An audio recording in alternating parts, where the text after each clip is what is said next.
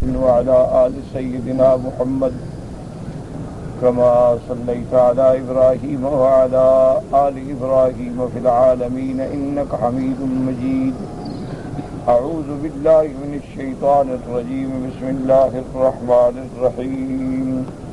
يا أيها الذين آمنوا ليستأذنكم الذين ملكت أيمانكم والذين لم يبلغوا الحلم منكم 3 مرات من قبل صلاة الفجر وحين تضعون ثيابكم من الظهيرة ومن بعد صلاة العشاء 3 عورات لكم ليس عليكم ولا عليهم جناح بعدهن طوافون عليكم بعضكم على بعض كذلك يبين الله لكم الآيات والله عليم حكيم. وإذا بلغ الأطفال منكم الحلم فليستأذنوا كما استأذن الذين من قبلهم كذلك يبين الله لكم آياته والله عليم حكيم. والقواعد من النساء اللاتي لا يرجون نكاحا فليس عليهن جناح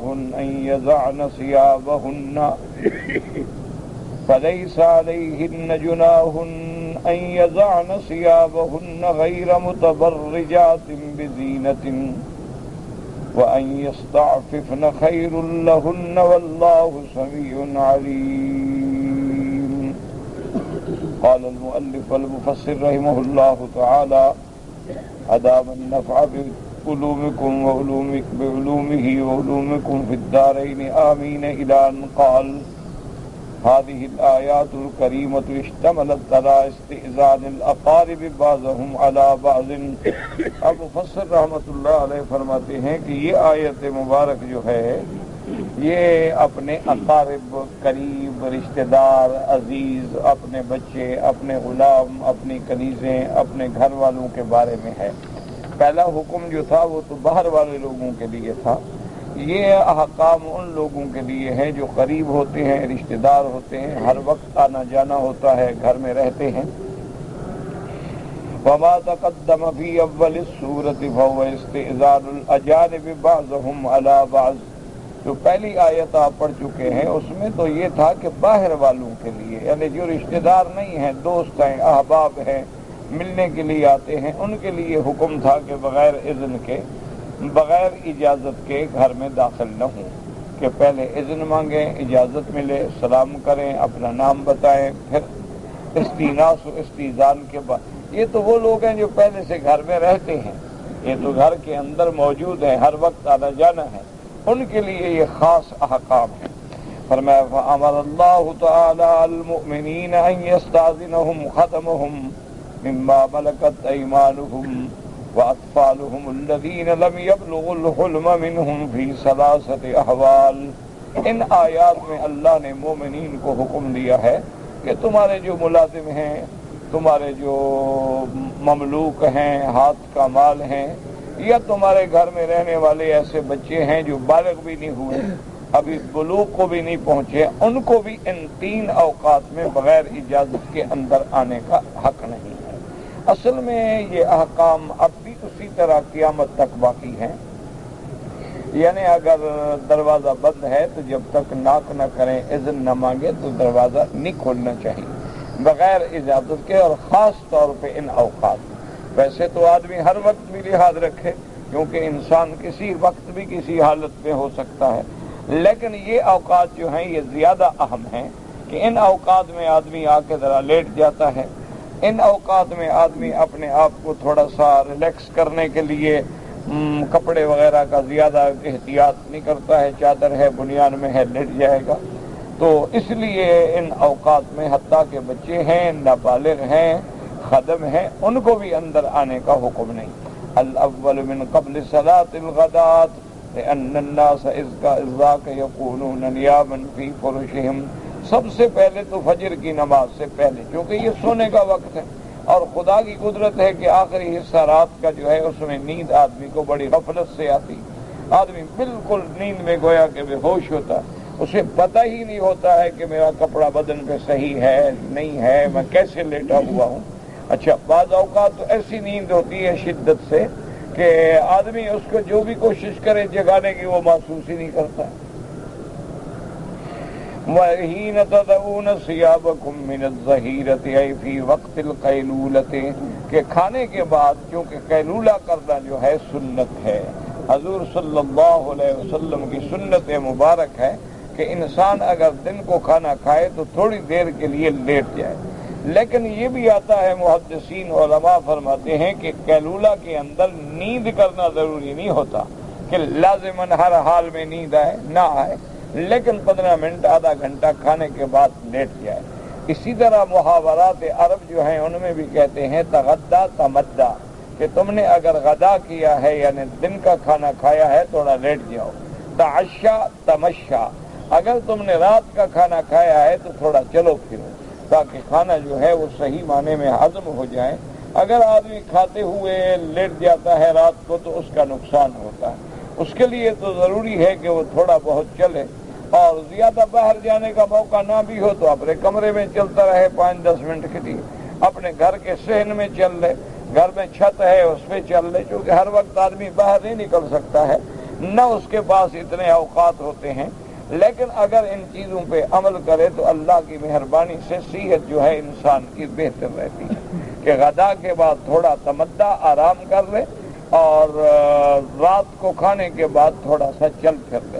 اچھا، بعض ملکوں میں تو رواج ہوتا ہے نا کہ رات کا کھانا جو ہے لوگ مغرب سے پہلے کھا لیتے ہیں، یا بہت زیادہ لیٹ ہوں تو مغرب کے فوراً بعد کھا لیتے ہیں۔ ان کو فائدہ ہو جاتا ہے کہ نماز کے لیے جائیں گے، عشاء پڑھیں گے، وضو کریں گے، مسجد جائیں گے، آئیں گے، ان کا تو تماشا خود بخود ہو گیا نا۔ لیکن یہاں آگے ذرا الٹ رواج ہو گئے ہیں کہ آدمی عشاء کا کھانا جو ہے رات کو 10 بجے کھا رہا ہے اور 11 بجے کھا رہا ہے، اور اس وقت کہاں چلے گا، کھانا کھا کے پڑ جائے گا، تو اس سے صحت پہ بڑا برا اثر پڑتا ہے۔ اس لیے فرماتے ہیں کہ فی وقت القیلولۃ، یہ قیلولہ کا وقت ہے، تھوڑا لیٹنے کا وقت ہے، تو آدمی اس میں بھی ذرا آزادی سے لیٹتا ہے۔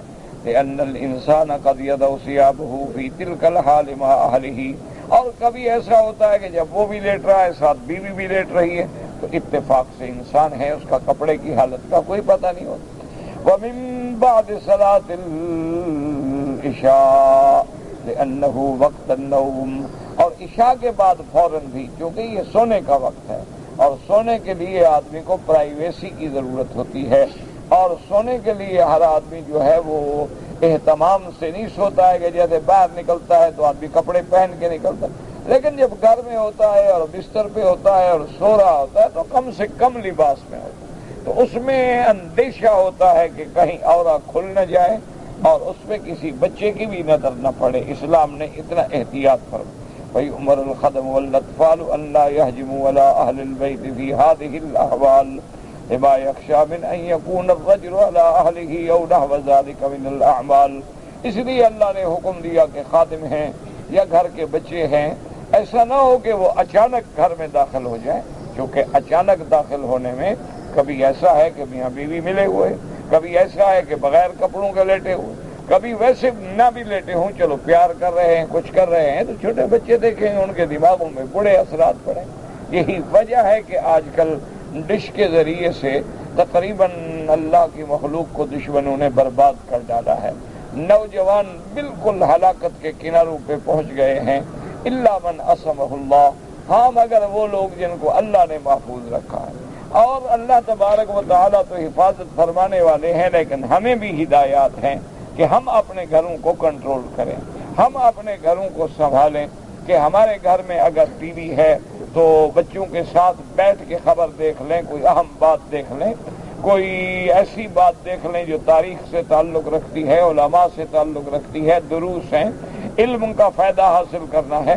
ورنہ اگر ہر آدمی کے کمرے میں ٹی وی ہے اور جو مرضی ہے دیکھتا رہے تو اس کا نتیجہ جو کچھ ہو رہا ہے آپ پڑھ رہے ہیں اخباروں میں۔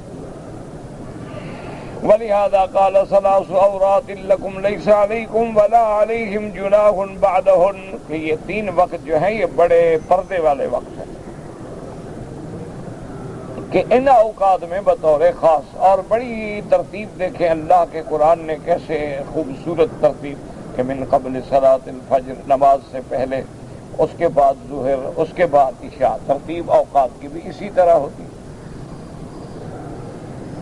اسی لیے حکم ہے کہ آدمی عشاء کی نماز کے بعد بلا وجہ کس سے کہانیاں نہ کرے، جیسے ہمارے ہاں آج کل مصیبت ہے، انا للہ و انا الیہ راجعون، کہ ساری رات آدمی بیٹھے ہیں دوستوں کے ساتھ، 1 بج گیا، 2 بج گئے، پھر وہ بیچارہ کیا تہجد پڑھے گا؟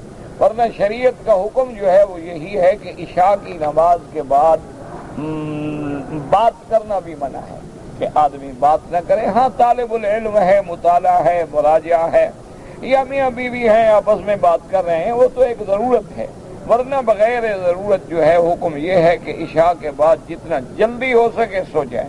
اب دیکھیں نا، اب عشاء تقریباً 8:30 بجے ختم ہو جاتی ہے۔ اگر آدمی 10 بجے اپنے بستر پہ چلا جائے اور سو جائے تو 4:30 بجے 4:30 پہ یا 35 پہ تہجد کی اذان ہوگی، تو اگر وہ 4:30 بھی اٹھے گا تب بھی 6.5 گھنٹے وہ نیند لے چکا ہے، یعنی 10 بجے سوئے گا اور 4:30 اٹھے گا، 6 گھنٹے کامل مکمل نیند لے چکا ہے۔ اب تہجد پڑھے گا، آرام سے فجر پڑھے گا، اشراق پڑھے گا، اپنے کام پہ نکلے گا، نشاط کامل ہوگا طبیعت، چونکہ پورا آدمی نیند لے چکا۔ اور اسی طرح ڈاکٹروں نے بھی ابھی یہ بات مان لی ہے، ورنہ اسلام کا تو پہلے سے حکم ہے نا کہ رات کو عشاء کے بعد کلام نہ کریں، الا مع اہلہ، یا مراجعہ ہے، طالب العلم ہے، اس کی ضرورت ہے۔ لیکن اب جو ہے نا جی، اور قرآن نے دوسری جگہ یہ بھی فرما دیا ہے کہ اللہ نے رات کو تمہارے لیے پردے کی چیز بنایا، آرام، جعلنا اللیل لباسا وجعلنا النہار معاشا، اور دن جو ہے تمہارے شغل کا، معاش حاصل کرنے کا ذریعہ۔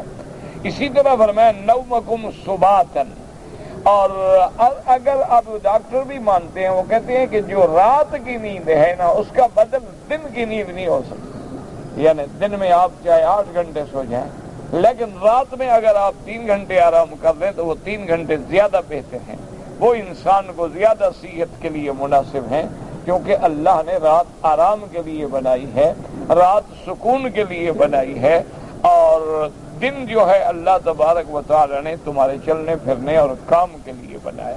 تو اس لیے جو آدمی، سچی بات یہ ہے کہ شریعت کے اصولوں پہ، اسلام کے اصولوں پہ اور احکام اسلام پہ اور سیرت نبی صلی اللہ علیہ وسلم پہ چلے گا، وہ دین میں، دنیا میں، صحت میں، عافیت میں، رزق میں، ہر لحاظ سے کامیاب۔ اب دیکھیں نا جی، اسلام نے ہدایت دی، سونے کی بھی ہدایت دی کہ جلدی سو جائے، اسلام نے آپ کو کھانے پینے کی بھی ہدایت دی کہ کلوا واشربوا ولا تسرفوا، کھاؤ پیو لیکن زیادتی نہ کرو، یہ نہیں کہ بس کھاؤ تو کھاتے جاؤ جیسے حیوان چرتا ہے، اور پیو تو پیتے جاؤ، نہیں، اعتدال، ہر چیز میں اعتدال، ہر چیز میں اعتدال ہو کے، اور اسی لیے حکم ہے کہ اس وقت کھاؤ جب بھوک کا تقاضا ہو، اور اتنا کھاؤ جتنا قابل ہضم ہو۔ اسی لیے آپ دیکھ لیں کہ ہمارے جو بڑے بزرگ گزرے ہیں، اس وقت ان لوگوں کی کتنی سادہ زندگی ہوتی تھی، نہ انہوں نے زندگی میں کبھی یہ بپسی کولا اور کالا کولا اور پتہ نہیں کیا کولا بولا، سب کچھ دیکھا ہی نہیں تھا۔ ان کے یہاں کیا ہوتی تھی؟ لسی، دودھ ہے، لسی ہے، اس کے بعد جناب یہ ہے کہ زیادہ سے زیادہ کو بڑا تکلف ہو گیا تو سکنجبین بنا لی، یعنی شربت بنا کے لیمون نچوڑ دیا، یہ سادہ سی چیز۔ اچھا، سادہ غذا ہوتی تھی، بالکل خالص گندم کا آٹا، بالکل سادہ غذا، اور اسی طرح کبھی مٹر پک رہے ہیں، کبھی چنے پک رہے ہیں، کبھی دالیں پک رہی ہیں، کبھی سبزیاں پک رہی ہیں۔ اچھا، عام لوگ جو ہیں وہ جناب یہ ہے کہ کبھی وہ خیار کھا رہے ہیں، کبھی مالٹا فروٹ، سنترا، یہ چیزیں کھا رہے ہیں، بالکل الحمدللہ 90 سال تک زندہ رہے اللہ کی رحمت سے، ان کو نہ تو کبھی ہارٹ کی پرابلم ہوئی، نہ ان کو کبھی ہڈیوں کی پرابلم ہوئی، نہ ان کو کبھی جوڑوں کی پرابلم ہوئی۔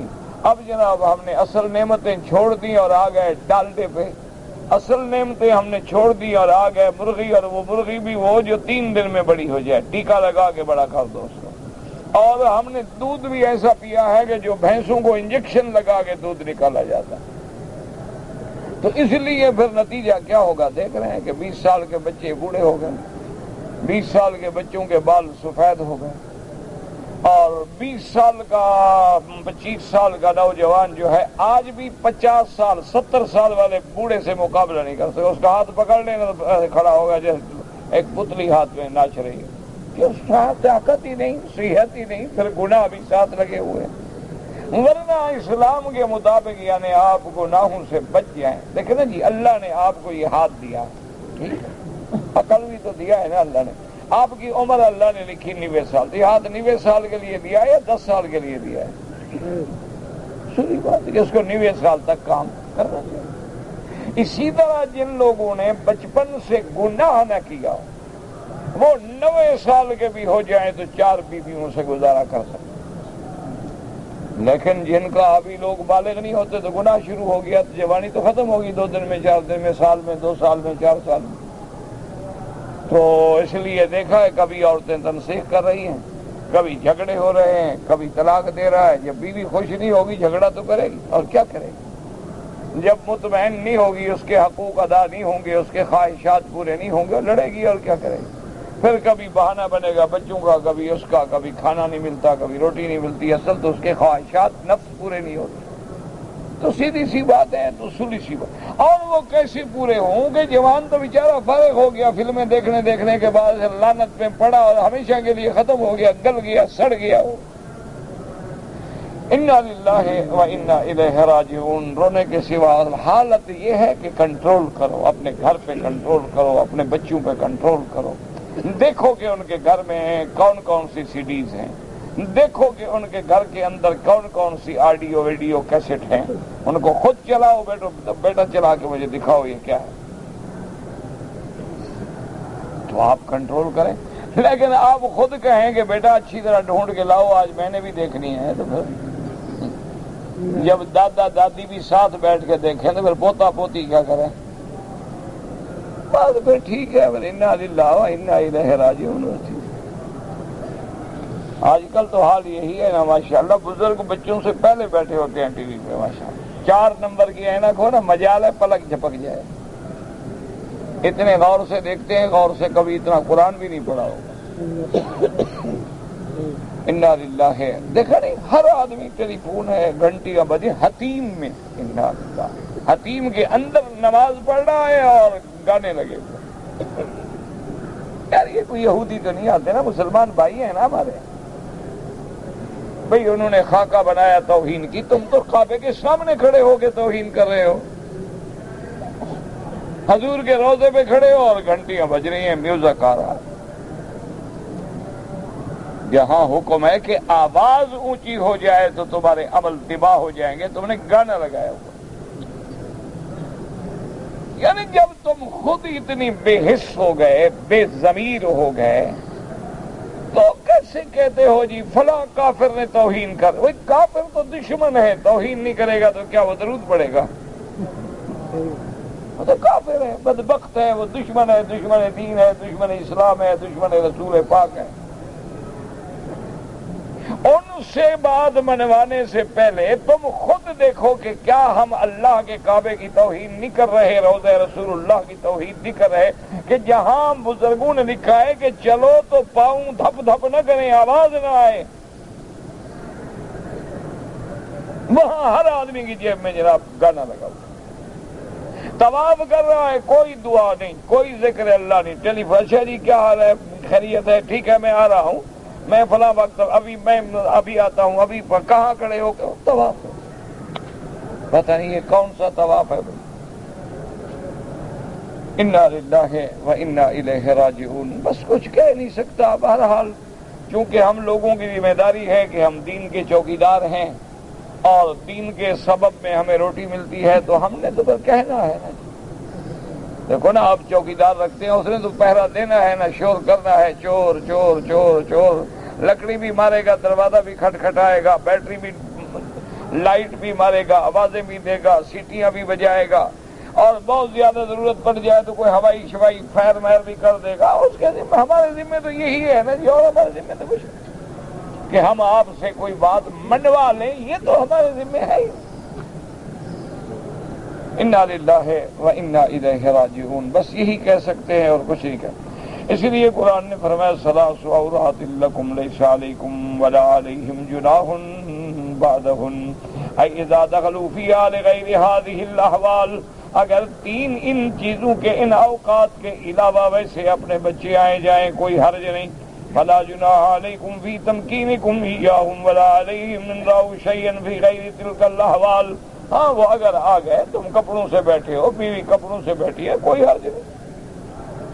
لِأَنَّهُ قَدْ أُذِنَ لَهُمْ فِي الْهُجُومِ لِأَنَّهُمْ طَوَّافُونَ عَلَيْكُمْ وَفِي الْخِدْمَةِ وَغَيْرِ ذَلِكَ، اور وہ چونکہ ہر وقت ان کا آنا جانا ہوتا ہے، خادم نے آنا ہے، کھانا دینا ہے، پانی دینا ہے، گھر کی صفائی کرنی ہے، کمرہ ٹھیک کرنا ہے، بستر ٹھیک کرنا ہے، تو ہر وقت آئیں گے جائیں گے۔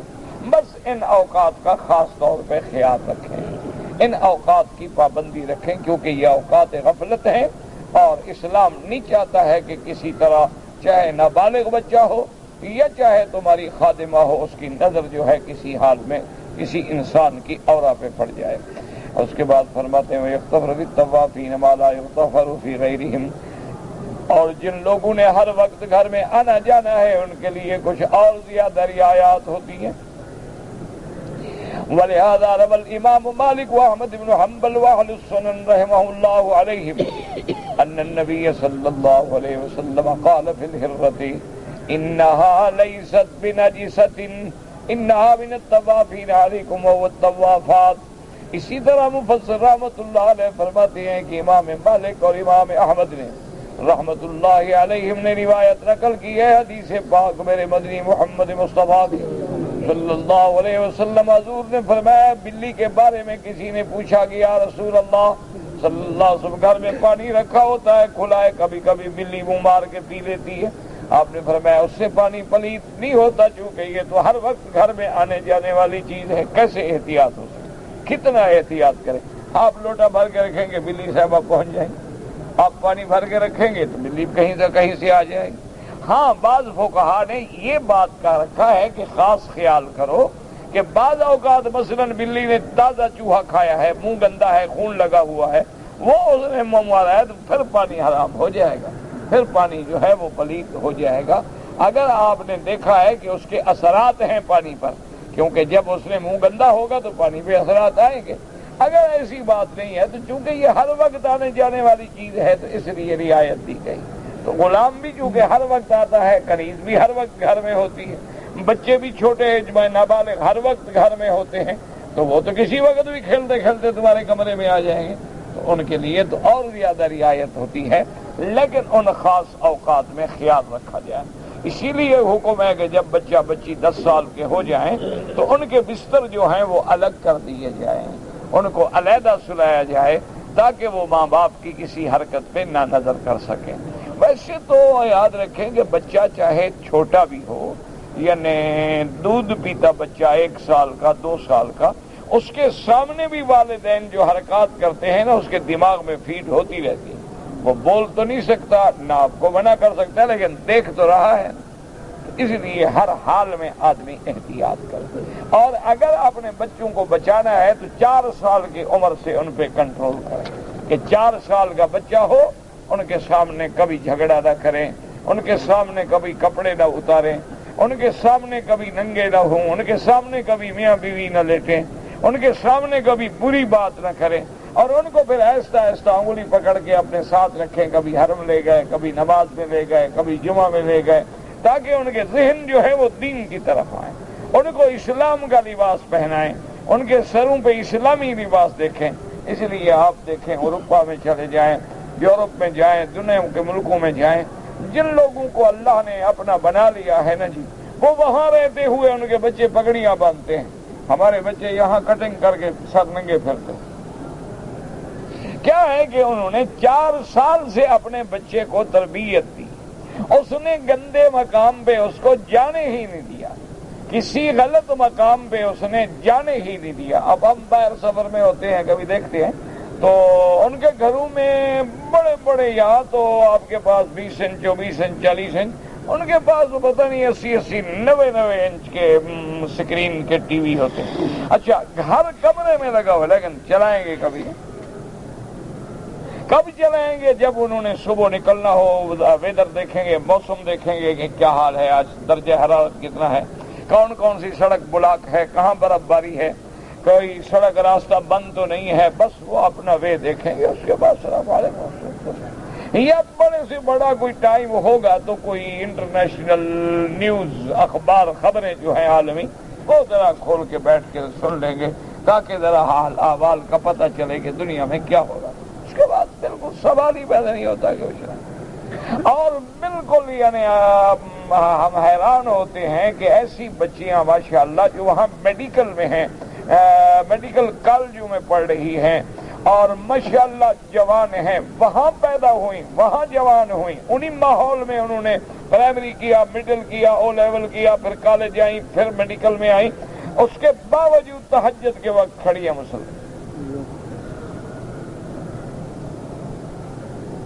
یہاں آپ دیکھ لیں آپ کی بیوی تہجد کیا فرض پڑتی ہے؟ تہجد تو بڑی بات ہے نا، آپ یہ دیکھیں کہ آپ کی بیوی فرض نماز پڑھتی ہے۔ اچھا، پڑھتی ہے کیا اس کو دعا قنوت بھی آتی ہے؟ ماشاءاللہ، ویسے حج 10 کیے ہوئے، کیا فائدہ ہے ایسے حج کرنے کا، اس کو پتہ ہی نہیں کہ حج کیا ہے۔ لوگ جا رہے ہیں، وہ بھی جا رہے ہیں، لوگوں نے سر باندھ لیا، اس نے باندھ لیا، انہوں نے کھول لیا، اس نے کھول لیا، نہ اس کو پتا ہے حج کیا ہے، طواف کیا ہے، صفا کیا ہے، فرائض کیا ہے، واجبات کیا ہے۔ جس کو نماز کا پتہ نہ ہو باقی دین کا کیا پتہ ہو۔ انا للہ و انا الیہ راجعون۔ حضرت لاہوری رحمۃ اللہ علیہ کی میں نے زیارت کی ہے لیکن استفادہ نہیں کیا، اس لیے کہ ہم بچے تھے اور ان چیزوں کا خیال بھی نہیں تھا۔ زیارت کی ہے میں نے، تو ان کے ساتھ رہنے والے لوگ جو ہیں وہ بتلاتے ہیں کہ ایک تو حضرت جب تشریف لاتے تھے کسی جلسے پہ، پہلے تو وہ جاتے ہی نہیں تھے، طبیعت ان کی نہیں گوارا کرتی، اگر تشریف لے بھی جاتے تھے تو ان کے پاس تھیلی میں چنے اور گڑ اور ایسی چھوٹی موٹی چیزیں اپنی ساتھ۔ اگر ان کو 100% یقین ہوتا کہ یہ گھر جو ہے صحیح معنی میں دین والا گھر ہے، عورت نمازی ہے، وضو کر کے کھانا پکاتی ہے، نماز باقاعدہ سے پڑھتی ہے، اس گھر کا کھانا تو کھا لے، ورنہ جہاں ذرا بھی شبہ ہوتا کہ عورت بے نماز ہے یا وہ وضو کا اور پاکی کا اور غسل کا خاص خیالات نہیں رکھ، وہ ہر کسی کو پتہ لگ جاتا ہے، 1 منٹ میں پتہ لگ جاتا ہے، تو وہاں کھانا نہیں کھاتے، پھر چپ کر کے علیحدہ کمرے میں بیٹھ کے تھوڑے چنے اور گڑ کھا لیتے، پانی پی لیتے اور اپنا جلسہ بھگت لیتے۔ کیونکہ علماء نے اور خاص طور پہ اولیاء اللہ نے لکھا ہے کہ اگر گھر میں بے نماز عورت کا پکا ہوا کھانا آدمی کھائے تو نور ایمان میں کمی آنی شروع ہو جاتی ہے، دل سیاہ ہونا شروع ہو جاتا ہے۔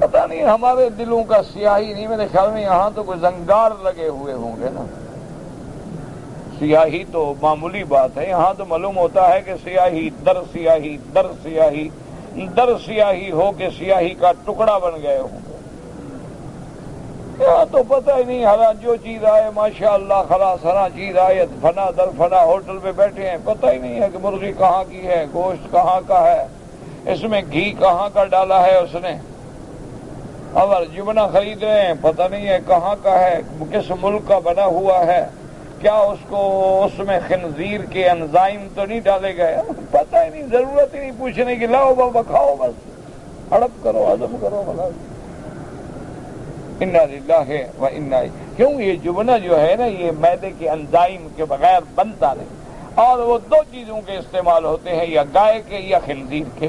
اچھا جس ملک میں گائے ہے نہیں تو وہ کہاں سے لے آتے ہیں؟ صاف بات ہے وہ خنزیر کا استعمال کرتے ہیں، لیکن چونکہ وہ پیک ہے، بڑا خوبصورت ہے اور کٹا ہوا ہے، اور کیلو اور ربع کیلو اور نصف کیلو اور چھوٹی چھوٹی ٹکیاں بنائی ہوئی ہیں، انہوں نے جناب وہ آپ کے لیے جو چیز بنائی اس کو بھی دل کی شکل دی ہوئی ہے، تاکہ بچپن سے بندہ اسی دل کے چکروں میں پڑ جائے۔ اور ہمارا ہر ماشاءاللہ بزرگ داڑھی والا ماشاءاللہ صف اول والا بچوں کے لیے وہی بیبی لا رہا ہے۔ انا للہ و انا الیہ۔ اچھا جتنے بسکٹ ہوتے ہیں نا کریم والے، جن میں اینیمل فیٹ ہے، کوئی قسم نہیں کھا سکتا کہ حلال ہے۔ آپ ہمیں کیا ضرورت ہے؟ ہم دیکھیں کافر ملک میں جو مسلمان ہے نا، وہ ڈبہ خریدتا ہے پہلے پڑھتا ہے اچھا vegetable fat okay, animal fat no, وہ دیکھ جائے گا۔ کافر ملک میں رہنے والا مسلمان اس کو پتا ہے کہ کافر ہمیں کیا کھلاتا ہے۔ جتنے تمہارے اعلیٰ سے اعلیٰ صابن ہے نا، انشاءاللہ 10 ریال 100 ریال تک کی ایک ایک صابن، ایک ایک ٹکیا جو ہے، ان سب میں جو ہے نا جی وہ جو ڈالتے ہیں کریم کے لیے، اللہ معاف فرمائے، وہ سارا اس کے اندر وہ چربی جو ہے وہ خنزیر کی ہو گائے سب مکس ہوتی ہے، اس کو ریفائن کر کے اس سے وہ بنا دیتے ہیں۔ ہمیں کیا، ہم لگا رہے ہیں ماشاء پاک ہو رہے ہیں، پاک ہو رہے ہیں، اس صابن میں خنزیر ہے نہ، پاک کس چیز سے ہو رہے ہو؟ پیشاب سے کپڑا دھونا شروع کر دو پاک ہو جائے گا۔ کس کو کہو؟ لوگ کہیں گے پاگل ہو گئے ہیں مولوی جی، کیا کون کون سی چیز ہم چھوڑ دیں؟ ہاں جی بالکل نہ چھوڑیں، مر جائیں گے۔ جب تک یہ صابن ایجاد نہیں ہوئے تھے تو ہمارے لوگ مر جاتے تھے، اور پاک ہونے کا کوئی طریقہ نہیں تھا۔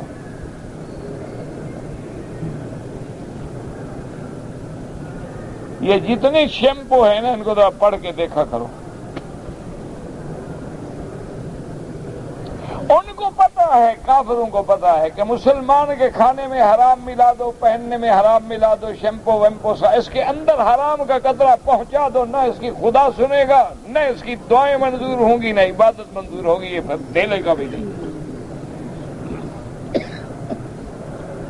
ورنہ بھائی آپس میں بیٹھے ہیں، تم تو اچھے ہو، میں تو خیر برا آدمی ہوں، یہ سوچ سکتے ہو کہ خدا کا کعبہ ہو، 10 لاکھ آدمی کھڑا ہو دعا کر رہا ہو اور دعا منظور نہ ہو؟ کو بات ہے بلا؟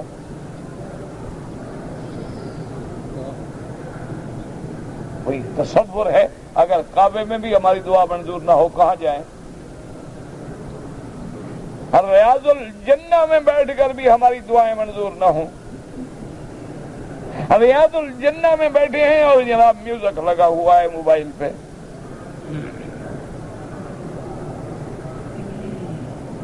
مجھے تو ڈر ہے کہ زیارت تو زیارت، کہیں ہم گستاخی میں ثواب کے بجائے پکڑے نہ جائیں۔ مجھے تو یہ ڈر ہے، تم تو سمجھتے ہو میں نے طواف کر دیا ثواب ہوا، مجھے تو ڈر ہے کہ کہیں اللہ اسی بات پہ ناراض نہ ہوگے، اتنے پلید ہو گئے، کیا کرنے آئے ہو میرے گھر؟ توبہ کرو، استغفار کرو، اپنے آپ کو پاک کرو، اپنے آپ کو صاف کرو۔ ایک ملازم ہے، اس کو کہہ رہے ہیں وردی کے بغیر نہیں آنا ڈیوٹی پہ، وہ بیچارہ وردی بناتا ہے، دھوتا ہے، استری لگاتا ہے، کلف لگاتا ہے، چیک کرتا ہے کہیں کری تو نہیں ٹوٹا، کہیں کالر تو ٹیڑھا نہیں ہے، وہاں خیال ہے، اللہ کے گھر کا کوئی خیال نہیں، جیسے آؤ منہ اٹھا کے چلے آؤ۔ انا للہ و انا الیہ راجعون۔ ولما كانت هذه الآية محكمة ولم تنسخ بشيء وكان أمر الناس بها قليلا جدا أنكر عبد الله بن عباس ذلك على الناس۔ اس لیے مفسر رحمت اللہ علیہ فرماتے ہیں کہ یہ آیت جو ہے ماشاءاللہ آیت محکمہ ہے، منسوخ نہیں ہوئی۔ اس لیے حضرت عبداللہ ابن عباس لوگوں کے بڑے سخت ناراض ہوتے تھے، وہ فرماتے تھے بعض قرآن کی آیتیں ایسی ہیں جن پہ لوگوں نے عمل چھوڑ دیا، ان میں سے ایک آیت یہ ہے، فرمایا کہ آج لوگ پرواہ بھی نہیں کرتے، غور بھی نہیں کرتے ہیں، عمل چھوڑ۔ اسی طرح فرمایا دوسری آیت وَإِذَا حَضَرَ الْقِسْمَةَ أُولِي الْقُرْبَى، کہ جب تم میراث کی تقسیم کر رہے ہو اور رشتہ دار آ جائیں، ان کا میراث میں حصہ نہیں بنتا تو کچھ نہ کچھ دے دو، فرمایا اس کا بھی لوگ خیال نہیں کرتے۔ اور اسی طرح فرمایا ان اکرمکم عند اللہ اتقاکم، اللہ کے ہاں عزت والا کون ہے؟ جو سب سے زیادہ اللہ کے احکام پہ چلنے والا، اللہ سے ڈرنے والا۔ آج ہم اس کو اچھا آدمی سمجھتے ہیں، بڑا آدمی سمجھتے ہیں، پیسے والا ہو، دولت والا ہو، تقویٰ کیا، نماز نہ پڑھتا ہو لیکن دولت ہے، سیٹھ ہے، سردار ہے، لیکن ایک آدمی 5 وقت کا نمازی ہے، پرہیزگار ہے، حلال کھاتا ہے، اس کو تو کوئی سلام بھی نہیں کرتا۔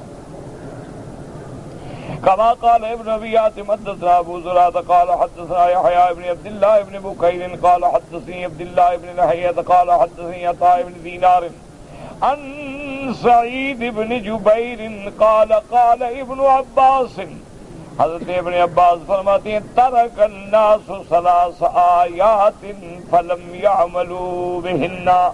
حضرت ابن عباس ناراض ہو کے فرماتے تھے کہ آج لوگوں نے اللہ کے ان 3 قرآن کی آیات کو چھوڑ دیا ہے، ان پہ عمل نہیں کرتے۔ پہلی آیت یا ایھا الذین آمنوا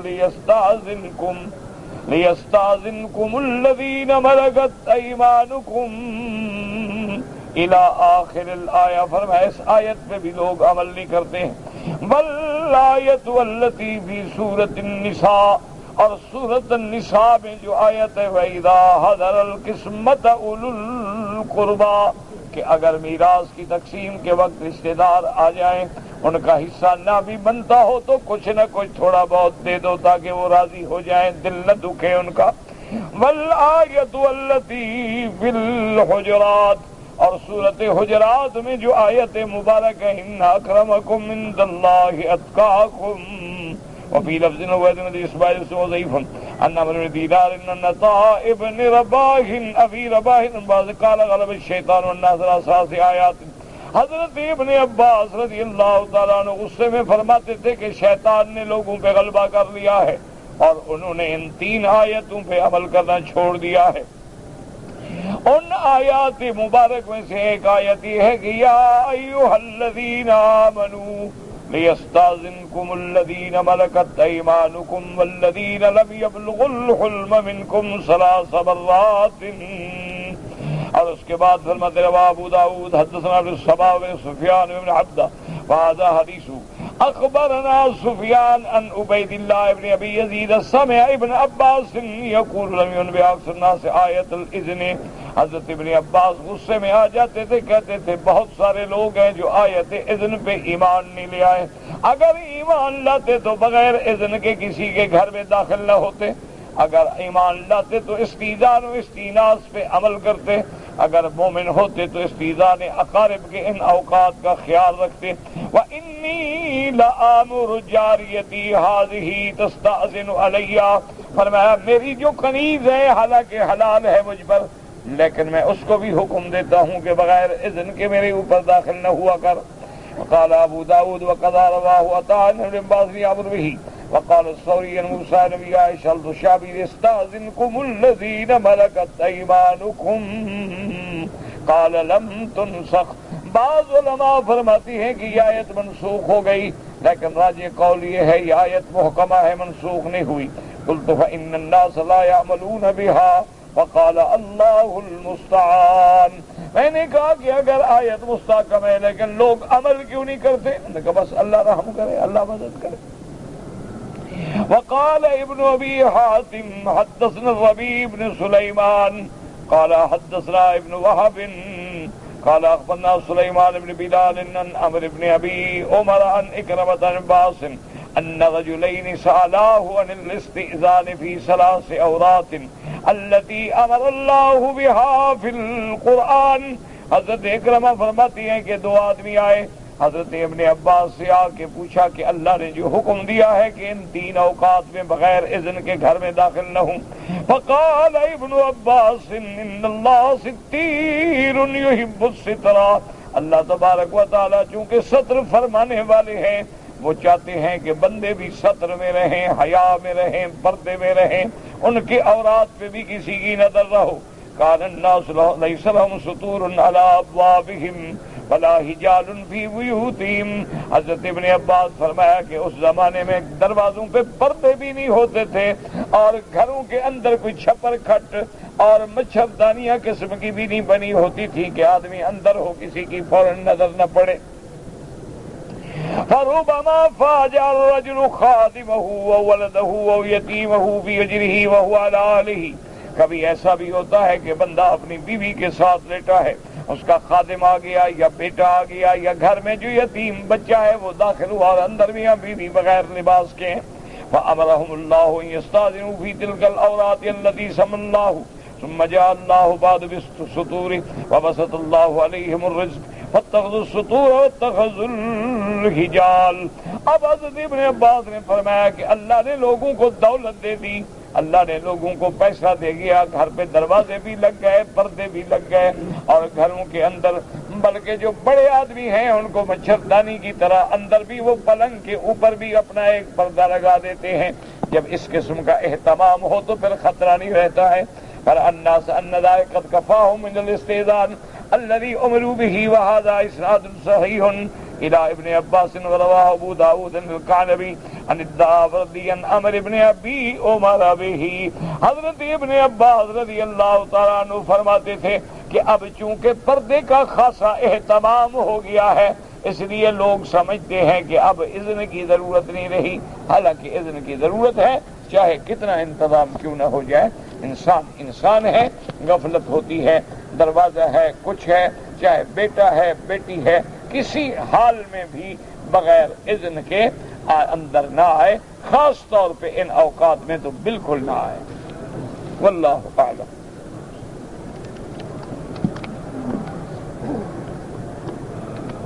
اگر کسی آدمی نے شہوت کے ساتھ اپنی ساس پہ ہاتھ ڈالا ہے، نکاح شکا گیا، ختم، فی امان اللہ۔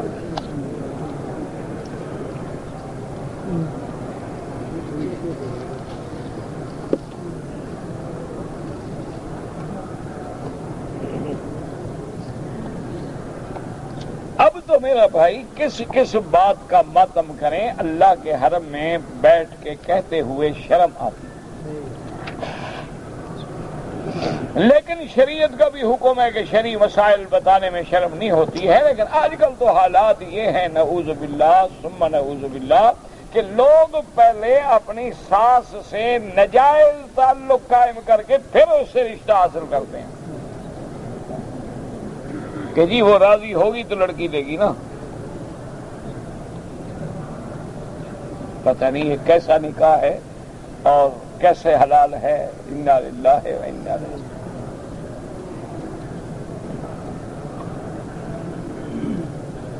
بس دعا کریں اللہ رحمت کرے، ورنہ ہمارے اعمال بالکل انتہا پہ پہنچ گئے۔ حضور صلی اللہ علیہ وسلم کی وفات کے بعد تقریباً بعض روایات میں آتا ہے کہ 2 دن کے بعد حضور صلی اللہ علیہ وسلم کا دفن ہوا، کیونکہ صحابہ آ کے پڑھ رہے تھے اور 10 آدمی سے زیادہ کمرے میں کھڑے ہونے کی جگہ نہیں تھی۔ اور دوسری بات یہ بھی تھی کہ رحمت دو عالم کے بدن مبارک پہ کسی تغیر کا تو خوف نہیں تھا کہ کوئی تبدیلی ہو جائے گی یا کوئی خطرہ ہو جائے گا، کیونکہ اللہ نے محفوظ رکھا ہے آپ کے لیے۔ حضور کی وفات کے بعد وراثت تھی ہی نہیں تو تقسیم کیا ہوتی؟ انبیاء علیہ السلام کی وراثت نہیں ہوتی۔ رحمت دو جہاں نے فرما دیا تھا کہ نحن معاشر الانبیاء، جتنے اللہ کے نبی گزرے ہیں، لم یورثوا دینارا ولا درہما، پیسہ دولت ان کا میراث نہیں ہوتا، ان کا میراث علم ہوتا۔ اسی لیے حضور نے فرمایا کہ انما ترکناہ فہو صدقۃ، ہم نے جو کچھ چھوڑا ہے اللہ کے راستے میں خیرات کر دو، ہمارا کوئی میراث نہیں۔ تو جب انبیاء کا میراث ہے ہی نہیں تو تقسیم کیسے ہوگا؟ تقسیم تو تب ہوگا کہ جب میراث ہو۔ باقی یہ استدلال پکڑنا کہ ووارث سلیمان و داؤدا، کہ سلیمان داؤد کا وارث بنا، وراثت علم ہے، وراثت مال نہیں۔ ورنہ داؤد علیہ السلام کا صرف ایک بیٹا تھا، حضرت سلیمان باقی بیٹے کدھر گئے؟ چونکہ حضرت سلیمان کو بھی اللہ نے نبی بنایا، اللہ نے علم عطا فرمایا، تو اللہ نے صرف انہی کا ذکر کیا۔ اسی لیے حضرت زکریا علیہ السلام نے دعا کی تھی تاکہ میرے بعد میرے اس مشن کو چلا سکے، یہ نہیں کہ میری جائیداد کا وارث بنے۔ اگر کسی لڑکی نے ڈر کے مارے خودکشی کی، خودکشی حرام موت ہے، کفر تو نہیں ہے، اللہ قادر ہیں کہ معاف کر دیں، لیکن اتنا بڑا جرم ہے کہ علماء نے لکھا ہے کہ ایسے خودکشی کرنے والوں کا علماء کو یا جو مقتدی لوگ ہیں ان کو جنازہ بھی نہیں پڑھنا چاہیے تاکہ لوگوں کو نفرت آئے اور بچیں۔ باقی کوئی آدمی بھی خودکشی خوشی سے تو نہیں کرتا، مجبوری سے کرتا ہے، لیکن اللہ کے فیصلے کے خلاف کیا۔ اللہ جب چاہیں گے ماریں گے، تم کیوں اپنی زندگی ختم کرو؟ بہرحال اس کا بھی گناہ ہے، اور اس کی خودکشی میں جو سبب بنا ہے اصلی، اس پر بھی گناہ ہے کہ جس نے زنا کرنے کی کوشش کی اور اسی شرم سے وہ بیچاری مر گئی، تو وہ بندہ بھی تو اس کی موت کا مجرم ہے۔ باقی اللہ کے آگے توبہ کرو، اللہ جانے، اللہ کے کام ہے، وہ معاف کرنا چاہے تو 100 قتل معاف کر دیں، اور پکڑنا چاہے تو ایک بلی میں پکڑ کے جہنم میں ڈال دیں۔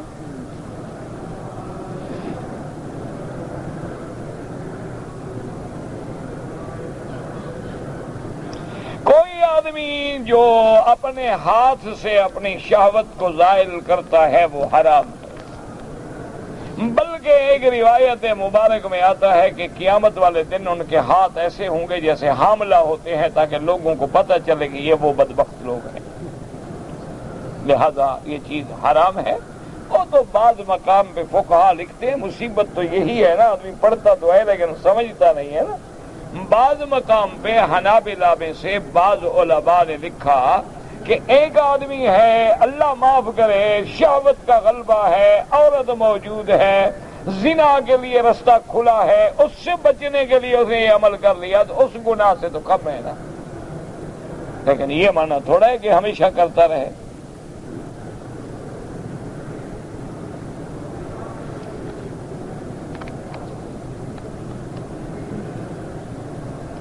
دجال ایران سے نکلے گا، یہ تو کہیں نہیں لکھا ہوا کہ ایران سے نکلے گا، یہ تو آپ نے کہیں پیشین گوئی پڑھی ہو، میں نے تو نہیں پڑھی۔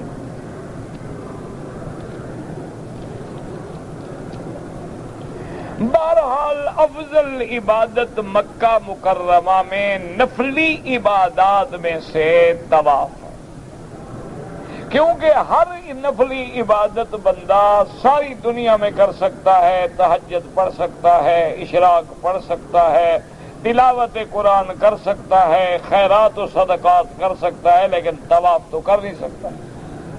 تو سب سے اہم ترین عبادت جو ہے وہ طواف ہے۔ باقی طواف لگاتار کرو تب بھی جائز ہے، لیکن افضل یہ ہے کہ ہر طواف کے بعد 2 رکعت واجب الطواف ادا کر کے پھر دوسرا طواف شروع کرو، اسی طرح پھر اس کی 2 رکعت بڑھ کے پھر تیسرا طواف شروع کرو، اور نہ طواف میں بھاگیں، نہ دوڑیں، نہ کسی کو تکلیف پہنچائیں، ایسی آرام سے چلیں کہ جس میں وقار بھی ہو، سکینہ بھی ہو، ادب بھی ہو اور اللہ کا ذکر بھی ہو۔ اور طواف کی حالت میں افضل ذکر ہے سبحان اللہ والحمد للہ لا الہ الا اللہ واللہ اکبر، اور بعض روایات میں ہے واللہ اکبر وللہ الحمد، اور بعض روایات میں یہ بھی ہے لا حول ولا قوت الا باللہ العلی العظیم۔ اور جب رکن یمانی پہ آئے موقع ملے تو داہنا ہاتھ بسم اللہ اللہ اکبر وللہ الحمد، اللہم انی اسألک العفو والعافیۃ ربنا آتنا فی الدنیا حسنۃ وفی الآخرۃ حسنۃ فقنا عذاب النار۔ باقی جو مرضی آئے درویش شریف پڑھیں، کلمہ شریف پڑھیں، قرآن یاد ہے قرآن پڑھیں، جو صورتیں تمہیں قرآن پاک کی یاد ہوں وہ پڑھتے رہیں، جو مرضی آئے پڑھیں۔ باقی رہ گیا کسی کے لیے طواف کرنا، طواف اپنے لیے کریں، ان کے لیے دعا کریں۔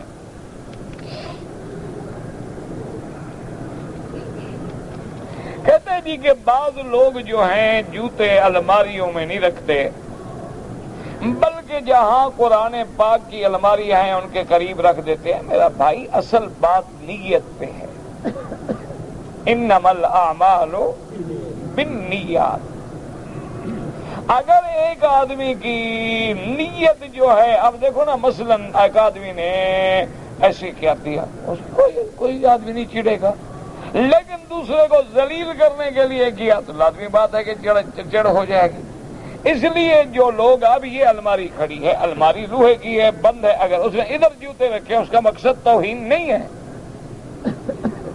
نہ اس کی نیت ہے نعوذ باللہ کہ میں قرآن کی توہین کروں، لیکن ادب کا تقاضا یہ ہے کہ اس کے ساتھ لگا کے نہ رکھو، جتنا دور ہو رکھو، تاکہ عام دیکھنے والے بندے کے دماغ میں یہ بات نہ آئے کہ دیکھو یار قرآن کے ساتھ اس نے جوتے رکھ دیے ہیں۔ ورنہ رکھنے والا مسلمان ہے، کبھی سوچ سکتے ہیں آپ کہ اس کے دماغ میں ایسی بات آ جائے گی؟ اللہ تبارک و تعالیٰ معاف فرمائے۔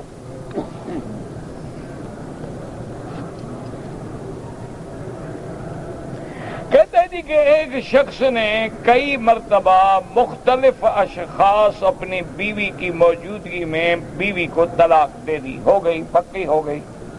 اب تقریباً 4-5 سال سے اس کا بیوی کے ساتھ کوئی تعلق نہیں ہے، لیکن اس کی بیوی اسی گھر میں الگ کمرے میں رہتی ہے، بچوں کے ساتھ، شوہر خرچہ دیتا ہے۔ بہرحال یہ ہے کہ عورت اس کے لیے اجنبی ہے، وہ پردہ کرے گی اور یہ بھی پردہ کرے گا، سامنے نہیں آئے گا۔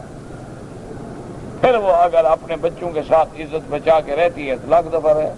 یہ کیونکہ اب طلاق دینے کے بعد اجنبی ہو گئی۔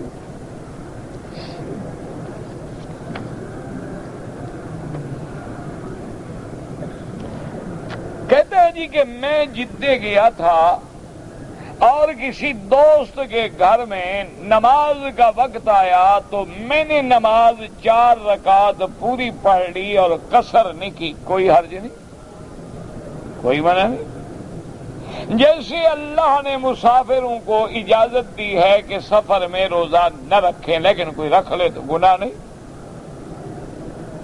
اسی طرح اللہ نے ہمیں رعایت دی ہے کہ سفر میں ہم نماز قصر کریں، لیکن اگر کسی نے پوری پڑھ لی ہے نہیں کہ نماز نہیں ہوگی۔ افضل یہ ہے کہ ہم قصر پہ عمل کریں گے، جب اللہ نے ہمیں رعایت دی ہے تو اللہ کی رعایت سے فائدہ اٹھائیں، لیکن اگر کسی نے پوری پڑھ لی ہے تو نماز تو اس کی ہو گئی، اس کی نماز میں کوئی خلل نہیں۔ اور دوسرا یہ بات بھی یاد رکھیں کہ جدہ جانے سے امام ابو حنیفہ رحمت اللہ علیہ کے نزدیک بندہ مسافر بنتا ہی نہیں، چونکہ جدہ جو ہے وہ تقریباً 70 یا 72 کلومیٹر ہے۔ جب تک 78 کلومیٹر کے قریب سفر نہیں ہوگا، 48 میل شرعی نہیں بنے گے، مسافر تو ہوگا نہیں وہ۔ ہاں اگر کوئی آدمی مکے سے ایئرپورٹ جاتا ہے تو وہ لازماً سفر بن جاتا ہے، لیکن اگر جدہ شہر میں جا، اچھا دوسرا یہ ہے کہ آپ یوں نہیں گنیں گے، آپ جدے جا رہے ہیں تو آپ باب العمرہ سے گنیں گے، آپ جدے جا رہے ہیں جہاں مکے کا شہر ختم ہوگا وہاں سے سفر گنیں گے، پھر دیکھو کتنا کلومیٹر بنتا ہے۔ یہ تو نہیں ہوتا نا کہ ہم یہاں سے شمار کرنا شروع کر دیں گے باب العمرہ سے جدہ کتنا سفر ہوا، جب تک اس کی حدود ہے، یعنی حدود میونسپلٹی حدود ہیں، بلدیہ کے حدود ہیں، شہر کے حدود ہیں، وہ نکلنے کے بعد ہم سمجھیں گے کہ اب ہم مکے کے شہر سے نکلے ہیں، وہاں سے ہم شمار کریں گے۔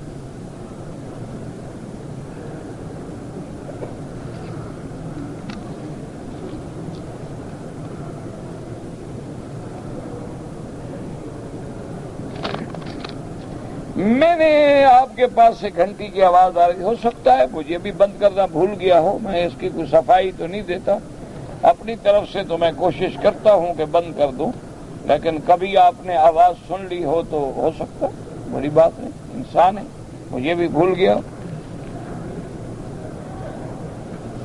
ویسے ماشاءاللہ مجھ پہ نظر رکھتے ہیں آپ اچھی خاصی، اچھی بات، یہ بھی محبت ہے نا، محبت نہ ہو کون کسی کو دیکھتا ہے بھائی، محبت نہ ہو کسی کو کیا پڑی ہے کہ خیال رکھے، گو قہر سے دیکھتے ہیں، دیکھتے تو ہیں، میں شاد ہوں کہ ہوں تو کسی کی نگاہ میں اچھا ہے، یہی پارا تو ہمیں گناہوں سے بچاتا ہے۔ یہی پہرا جو ہے نا آپ لوگوں کا، سچی بات یہ ہے، یہی تو ہمارے گناہوں سے بچنے کا سبب ہے کہ ہم گزرتے ہیں، کہتے کوئی دیکھ نہ رہا ہو، کیا کہے گا یار اچھا استاد ہے، ہمیں تقریر کرتا ہے، خود کیا کر رہا ہے۔ یہی آپ لوگوں کی وجہ سے، اللہ کا ڈر تو پتہ نہیں کسی کو ہوگا، ہم جیسے لوگوں کو تو نہیں ہوتا۔ ہمیں تو بندوں کا ڈر ہوتا ہے کہ خدا تو غفور الرحیم ہے، یہ بندے نہیں معاف کریں گے۔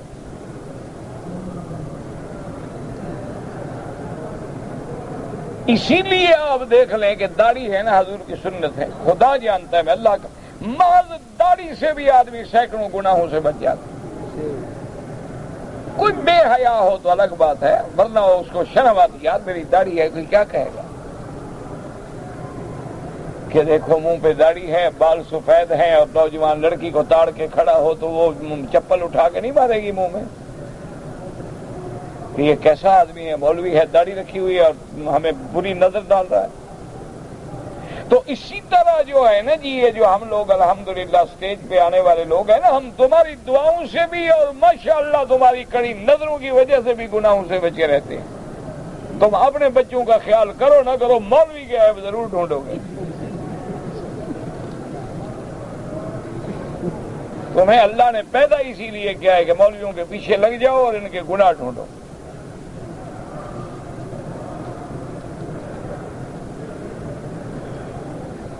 بڑا گناہ ہو جائے تو میرے نبی کے دروازے پہ جاؤ، یہ حضور کی زندگی کے بارے میں حکم ہے، جب آپ موجود تھے اس وقت کی آیت کا حکم تھا۔ اب استغفار کا حکم ہے کہ توبہ کرو، کبیرہ گناہ جو ہے توبہ سے معاف ہو جاتا ہے۔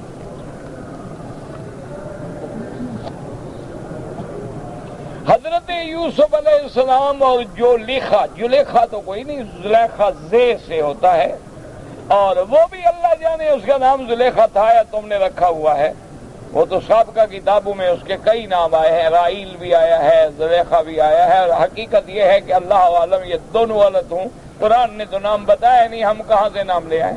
قرآن تو کہتا ہے امراۃ العزیز، عزیز کی بیوی، قرآن نے تو نام لیا نہیں۔ اچھا، زلیخا کی یوسف علیہ السلام سے شادی ہوئی تھی، مجھے کارڈ نہیں آیا،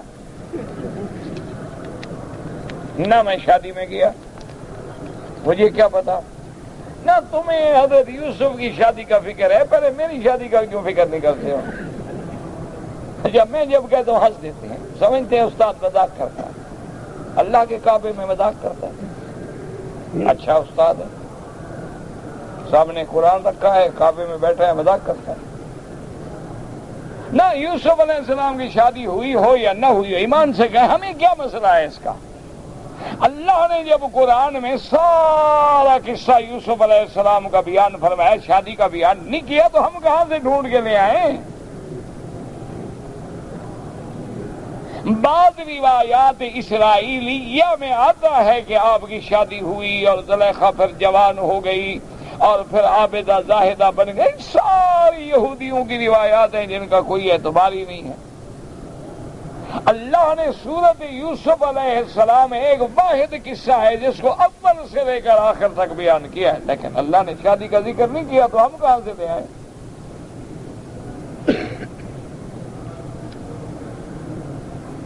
قبرستان میں قرآن پڑھنا آج کل جو رواج ہے وہ تو منع ہے کہ بڑا آدمی مر گیا، قاری کرائے پہ بٹھاؤ، قبر پہ خیمہ لگا کے بیٹھے ہیں، قرآن پڑھ رہے ہیں، یہ تو خالص بدعت۔ ہاں، آدمی گزر رہا ہے، اس نے قرآن پڑھا، اللہ سے دعا کی اللہ ان کو ثواب عطا فرما دے، اللہ دیں گے انشاءاللہ۔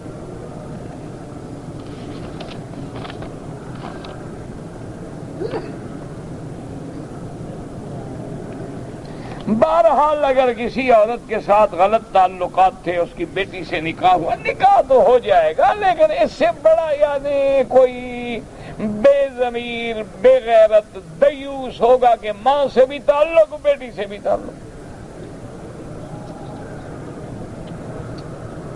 وہ تو زنا تھا، زنا کوئی معنی نہیں ہوتا، نہ حرمت ہوتی ہے نہ اس کی کوئی ہے، اس کے لیے سزا ہے، لیکن خود بھی تو کوئی غیرت ہو، کوئی ضمیر ہو، کوئی اندر مردہ ہو گیا ہے کہ پہلے ماں سے تعلق تھا، اس کی بیٹی سے شادی کر رہا ہے۔ انا للہ و انا الیہ راجعون۔ ایک آدمی بیمار ہے، اللہ سب کو شفا عطا فرما دے، آپ بھی دعا کریں۔ اللہ ہمارے حالوں پر، بیماریوں پر، تکلیفوں پہ رحم فرما دیں۔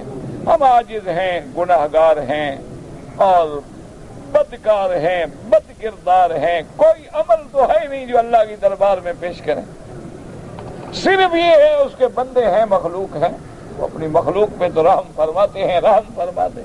اللہم اشفنا واشف مرضانا ومرضی المسلمین۔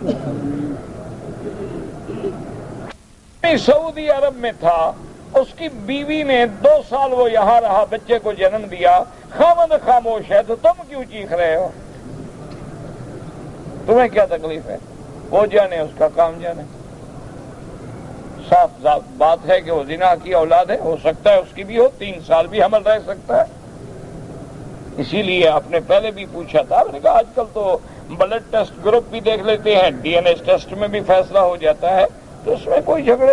کبھی کبھی حمل 9 مہینے کے بجائے 2 سال بھی ہوتا ہے، 3 سال تک بھی ہوتا ہے، کبھی جیسے 6 مہینے کا بھی بچہ پیدا ہو جاتا ہے، 8 مہینے کا بھی ہو جاتا ہے، 7 مہینے کا بھی ہو جاتا ہے۔ تو اس لیے جلد بازی نہ کریں، اس کا خاوند اگر خاموش ہے تمہیں آخر کیا تکلیف ہے؟ اس کو خاوند کو چاہیے جب اپنے ملک میں جائے تحقیق کر لے، اور اگر خدا نہ کرے گناہ ہوا ہے تو توبہ کا دروازہ تو کھلا ہے نا۔ ہم بھی تو گناہ گار ہیں نا، صرف عورتیں تو گناہ گار نہیں ہیں نا۔ ہم جو منہ کالا کریں وہ معاف ہے کہ مرد ہیں؟ بھئی اگر زنا عورت کرے زنا ہے، مرد کرے بھی تو زنا ہے نا۔ دونوں اللہ سے ڈریں، اللہ کے دروازے پہ توبہ کریں، اللہ سے معافی مانگیں۔ اللہم صلی علی سیدنا محمد وعلی آل سیدنا محمد کما صلیت علی ابراہیم وعلی آل ابراہیم فی العالمین